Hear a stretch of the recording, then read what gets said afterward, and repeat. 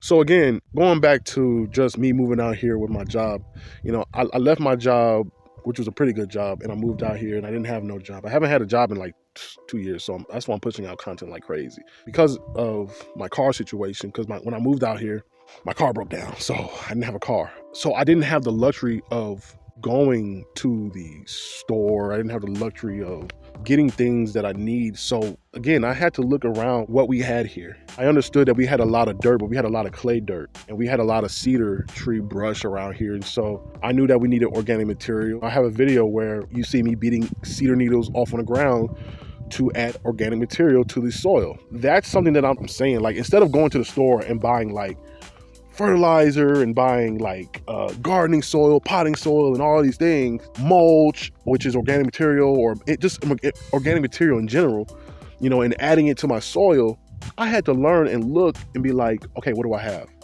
Okay, we have a bunch of mesquite tree. I know that if I want to fertilize my plant with nitrogen, I can add mesquite thistles, or I can cut down mesquite tree and make it mesquite mulch, or just lay mesquite logs by whatever, and it's going to release nitrogen over time. I'm literally learning these things, and though now I know, because I know I'm gonna, I ain't gonna be in the same predicament forever, but because I know these foundational things of how to look at what I got and work with what I got, and when it comes time for me to like, okay, I can go to the store and buy fertilizer, I can go to the store and buy organic material, and that'll be perfectly fine.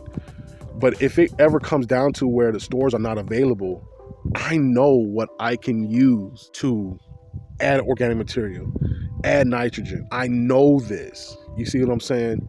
It's not that like, oh, I have a backyard garden and I can go buy organic material or whatever, right? Okay, now the stores are shut down. Well, where do I get my organic material from? Let's say the internet shuts down, so you can't look up this information. You see what I'm saying? So as long as the internet is up, okay, that's well and fine. But if the internet shuts down, well, what are you going to do? Where do you get this information? How do you add organic material to your soil? How do you utilize clay dirt, which is all the way all around, but it's not necessarily growing anything? What do you then do? What do you then do? So that's what I was saying. It's just convenience. People are comfortable with convenience, but don't necessarily know how foolish we really are as a society. There's some people who don't necessarily know where eggs come from out of a chicken. Eggs come out of the chicken's butt. The same place they poop from is the same place you get their eggs from. Anyway, yeah, there's some people who don't know where chicken comes from. Literally, chicken comes from a chicken called a hen or a rooster, primarily roosters. But people are so detached from their food source that they don't necessarily know where it comes from. Why? Because it's the convenience of comfortability. But I believe that when that lifestyle is disturbed, you have no choice but to adapt. Or unfortunately, if you can't adapt, you will die, unfortunately. And that's just the truth of reality. Unless you become someone like, I don't know if anybody ever watched The Walking Dead, they become someone like Eugene or Victor Strand, who always find a way to survive by being a snake that they are. Always playing both sides. Both sides. You always got those people who are a snake. So you also got to watch out for those type of people. But you're either going to survive or you're either going to die. That just depends on the individual.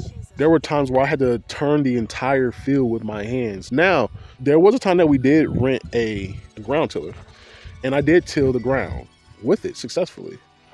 But when we didn't have a tiller and I just had my hands and a shovel, I got to digging. And I turned the whole field by myself.